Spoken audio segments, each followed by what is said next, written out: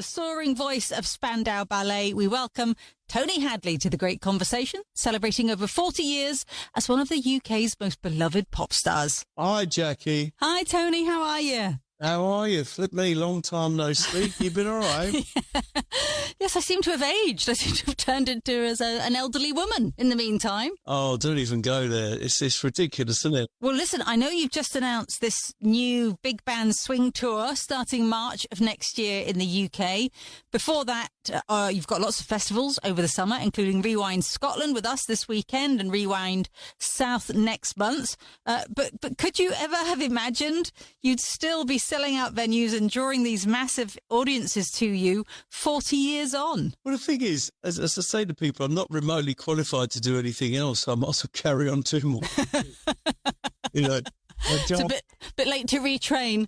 Yeah, I'm not exactly going to retrain as my brother and dad were electrical engineers, and no, that's not for me. So, well, let's start off then, Tony, with sort of, you know, where you grew up, how you grew up, and was it a musical household? Your mum and dad into music? Yeah, I mean, my mum and dad's house was in a place called Percy Circus. I remember we used to tell, you know, kids from outside the area, yeah, we live in Percy Circus. They go, oh, you live in a circus? No, it's just the name of a lovely street, a roundabout with a park in the middle, sort of thing. And my mum and dad's house was on the corner. And to be honest, only recently has my mum just moved up the road because it was a big townhouse, just got too much. But growing up there, I don't think, you know, Islington in the 60s was, a lot of it was still a bomb site because of the Second World War. Right. And there were families living in houses. I mean, we were kind of lucky. We had an inside toilet, which was wow. Yeah. And my dad actually built us a bathroom because being an electrical engineer, he was pretty tasty with his hands and stuff. And so, but most of the other people in our street, there were like 3 whole families living in there with an outside toilet. And used to go down the washing baths, the local swimming pool, Merlin Baths. Yes. To get a bath and stuff. So there were no washing machine there. People just didn't have the money. But you know, it was a great upbringing. My dad, you know, worked really hard, and it was basically Sunday morning while my mum was preparing Sunday lunch. And that's when they play all the old greats. The Sinatras, the Ella Fitzes, Johnny Mathis. I remember my dad got massively into Tapestry by Carole King and the Carpenters and stuff. So there was always music, and that, like I say, that was generally on a Sunday morning. Right, and that's obviously where the love of swing, big band and jazz came from then. So it's kind of full circle for you to be exploring that genre of music now. I suppose the thing is, she didn't know any different. I didn't know what it was like to live on the other side. Absolutely. But as far as I was concerned, we had lovely Christmases and we had a very close family. Stayed in bed all morning just to pass the time.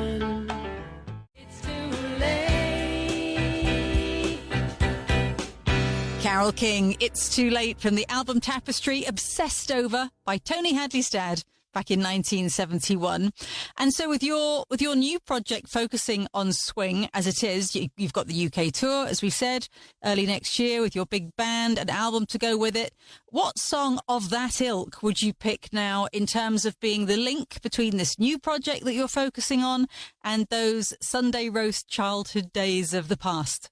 Well, it would be, I suppose, anything by Sinatra, Jack Jones, Tony Bennett, but I'm going to choose a song that I've sung on several occasions. I remember singing this when I did a first orchestral gig at the Royal Albert Hall. Right. And literally at the last minute, I said, can we do this song? And we got the sheet music out. And My Way. It's every time I sing this song, every time I hear it, I get quite moved by it because I probably read every book that Sinatra did, and it's just a song. My mum was a massive Sinatra fan along with my dad. So yeah, it's got to be My Way. It's not an easy song to sing, is it? No, I suppose not really. I didn't really think about it. I don't really think about it when I sing it. You've got the pipes to do it, but I mean, it's quite, isn't it? Quite such a powerful, that sort of quiet start and then the build. I mean, I love it. It makes me emotional every time I hear it. Yeah, I mean, it does get, I remember when I did it at the Royal Albert Hall, because I met Frank Sinatra when I was 17 at the Royal Albert Hall. And, no. No. Yeah, I met him. I was with my mum, and I managed to get us in. Don't ask me how, but I did. and I'd been the night before on my own. I knew at what point he goes off stage. And we were right by the stage, so I'd sort of literally followed him off stage, which is a bit, cheeky to say the least. I was 17. Yeah. And I sort of got pushed back. He was surrounded by all his people, and he said, what's going on? I just said, look, Mr. Sinatra, I want to say thanks so much. Amazing concert. My mum loves you.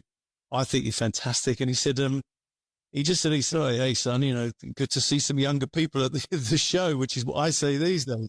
And he asked me what I did. And I said, well, I'm at school and doing A-levels, but I formed a band, and it's my ambition to be a singer. And one day I'd love to collate at Royal Albert Hall.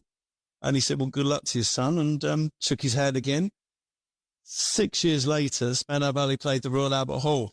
Oh, my God, how amazing. And then years later, I played it with the South Bank Symphonia Orchestra in my own right. So and that's when I wanted to perform my way.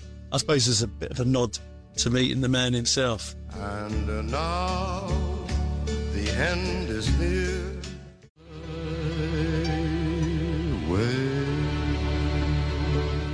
We're emotionally wrung out here after that, me and Tony. Frank Sinatra with My Way, and we'll be back as we continue our great conversation tonight with our special guest, Tony Hadley. That's coming up next.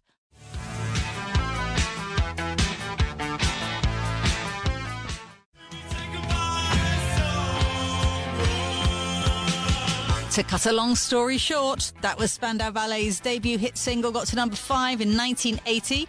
Welcome back to the evening show with Jackie Brambles, where it's just you, me and Tony Hadley cozying on in for a great conversation ahead of his appearance at Rewind Scotland this weekend and Rewind South next month. So before the break, Tony, we were talking about family life, right? As you grew up and the music that evokes those family memories for you. Let's talk a bit about a few years further on, those awkward teen years that we all had. Of course, once you'd made it as a pop star in Spandau, you were firmly in that heartthrob poster on the bedroom wall category. But I'm curious to know what happened a few years before that happened. And is there a particular song that would remind you of those highly hormonal times? I've got to say, it doesn't get played very often, and people think it's a bit saucy, that record, isn't it? Je t'aime. Oh, wow, yes. I just absolutely, even now when it comes on the radio, and like I say, you don't hear it very often, but that record for me was just, that was the, hello, how are you? Would you like to transport? And were you very successful? What would you say? No, not really. Well, the problem you'd make the great big walk across the dance floor. All your mates would be there, sort of looking at you, and then more often than not, you'd go there. You say, "Excuse me, would you like to dance?" And they go, "No, I don't want to dance with you." And you'd have to do the walk of shame back to your mates. Oh, it's the worst. And they'd all be ripping you to shreds. It's yeah, I mean, but they don't. It's kind of different now because that's what you did. You waited till that last. I mean, Donna Summer was another one, but you waited until that last kind of moment when they play a couple of slow chords, and then you'd make the beeline for the girl. Now, when we sort of talk about when you were really getting into music, pretty seriously, and the band was coming together, who were you looking at? When you were still struggling unknowns. I know that period of time wasn't that long, was it really, when you were struggling unknowns? But who were you looking at thinking, that's what we want, that's where I want to go, that's how I want to move forward? What band was that for you, or artist? I suppose it'd have to be David Bowie, really. I mean, there was a selection, really. It was David Bowie, Mark Bolan, Roxy Music. And then I'm going to have to throw in Elton and Rod as well, because they were great. And Queen, loved Queen. Seven Seas of Rye, when I first heard it, I was just knocked away, and lucky enough to meet the boys as well. So, wow. So one record from that period, it'd have to be, I'm going to go Ziggy Stardust, David Bowie. Yeah, brilliant. It's such a great record. It's just so, and when you hear it now, you just think, wow. Now Ziggy played guitar slamming good.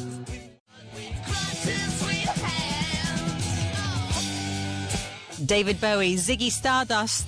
And so it was him, Roxy Music, T-Rex, Queen, who were the big influences for you, Tony, back when Spandau was starting out. All those kind of bands really influenced pretty much all the guys in Spandau, actually.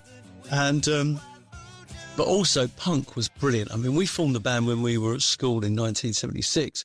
So we were sort of massively into punk.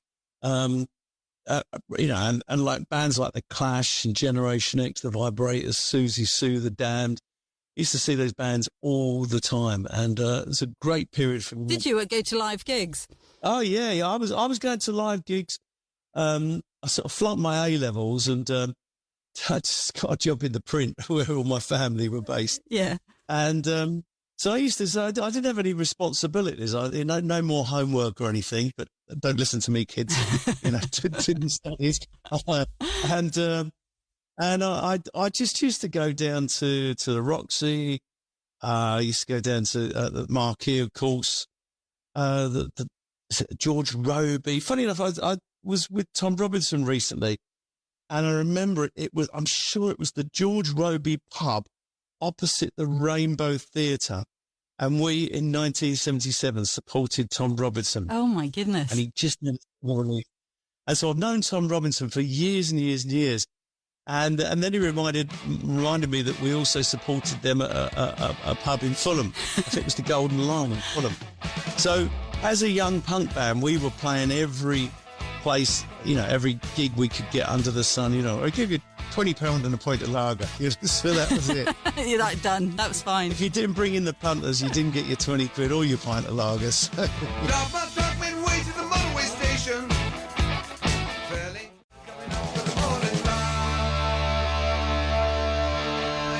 2468 Motorway, the Tom Robinson Band, and pubmates of Spandau Ballet back in the early punk days. And we'll continue the chat as we head into their new romantic heyday next. Jackie Bramble's with you on the evening show, and as ever, just after 8, we get into some really good, top-notch nattering with our special guests as they connect the dots of their lives with the music that they've loved along the way, and it makes for the most wonderful, great conversation. Tonight, my guest is Tony Hadley, who, of course, shot to stardom as the lead singer of Spandau Ballet. Now, Tony, you guys were at the forefront of what became known as the new romantic scene. The imagery was very strong, you know, the frilly shirts, the tartan, the leather trousers. Where was that bold sense of fashion coming from? Well, initially, it was all forged by the clubs that we were going to. So, you know, Steve Strange, Rusty Egan were running the Blitz Club, so that became sort of, and Billy's, and that was sort of kind of futuristic kind of look. Then you had Le Kilt, which Chris Sullivan was running, and they'd just take over a bad night from a club owner and try and turn it around. And because it was all done in tartan, that was the influence for the tartan look, which hence to cut long story short and all that business. So, and then you had designers coming on the scene. It was Melissa Kaplan being one. I mean, I loved Melissa. She was great. She did all my leather gear. But the problem is she had a popping machine that didn't work very well. So you'd be there looking super cool at this kind of opening of an art gallery or something, and slowly your bits would start opening as the poppers came off. I was forever rushing to the toilet, trying to, you know, make myself look decent. And Melissa, the bloody poppers have come off again, you know. And but Stephen Linnard was another one. There were lots of great people designing stuff. So they were. And then it's sort of, you know, as we became bigger, and the Tyrannies and Depeche and everybody else and Ultravox, you know, you didn't really have time to go to clubs as such. You were on tour and making records. Yeah. And so therefore more things were being designed on purpose, I suppose, rather than by accident. And then it became my street fashion. And of course, as soon as Princess Diana, bless her, you know, she wore a ruffled shirt, that was it. It went crazy.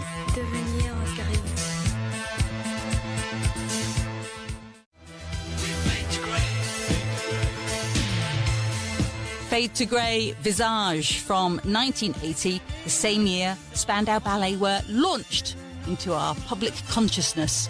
But let's fast forward 5 years from there to the 13th of July, 1985, when you joined this coterie of artists who will forever be bonded together, who gathered for Live Aid.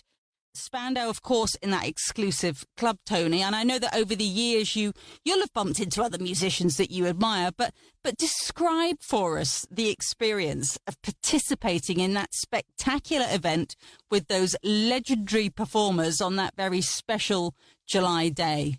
I don't think anybody thought it would become Live Aid. I don't think we ever thought that. But it was incredible because all these heroes of mine that I'd watched on Top of the Pops as a kid were there backstage going, all right, Tony, going, hello, Paul. All right, Fred. It's like, you know, all right, Phil.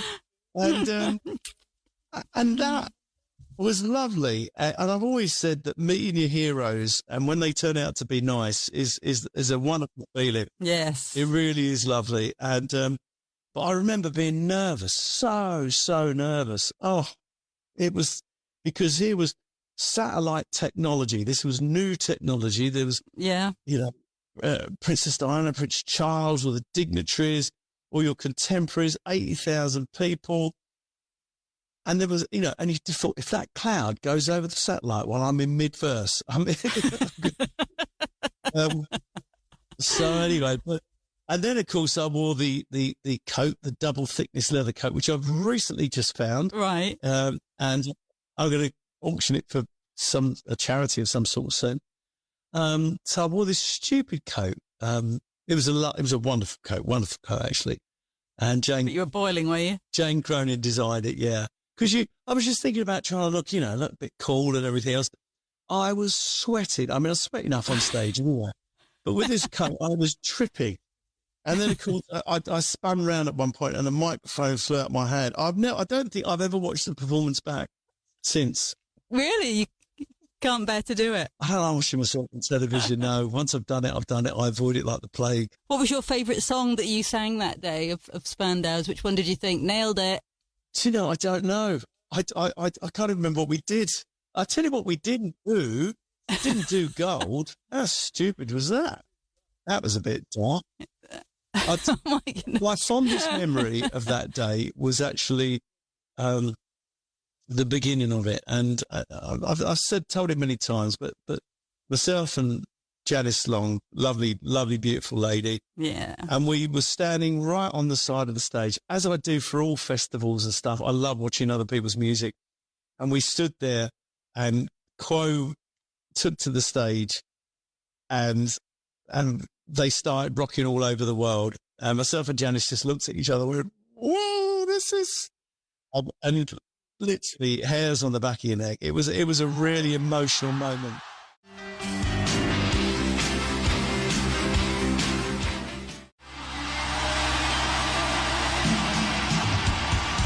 Kicking off Live Aid 38 years ago with tonight's special guest, Tony Hadley, watching excitedly from the wings. That Status Quo with Rockin' All Over the World. Right, so it's about that time for you to choose our final track of the night, Tony. And all we ask is that you choose a hit of the 70s, 80s or 90s and tell us why you particularly love it and find yourself returning to it often, either because you love and admire the artistry, the songwriting, the lyricism of it, or because it has personal meaning attached to it for you. The one that I think is the real uplifting song is Billy Joel, We Didn't Start the Fire. Ugh. That is genius. That, I mean, there are so many songs and it's so difficult to pick. But that, whenever I hear that, I just think, what an amazing song. It makes me smile. Just a fantastic song. The lyrics in it were just incredible. And my daughter Zara, who's a bit cleverer than me, she knows all the words. Oh, does she? I was going to take me a month of Sundays to remember those.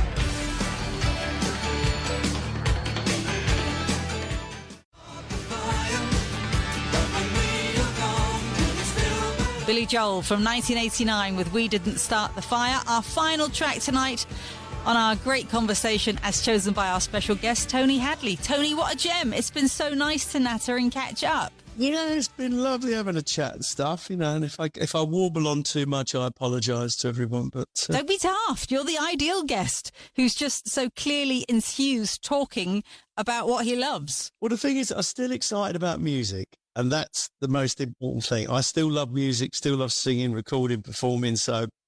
And I don't mind a chat. You and me both, mate. Tony Hadley, how brilliant to have him here for our great conversation. All the best to you, Tony. Don't forget you can see him performing this weekend at Rewind Scotland, next month at Rewind South, and then his big band swing tour kicks off early next year.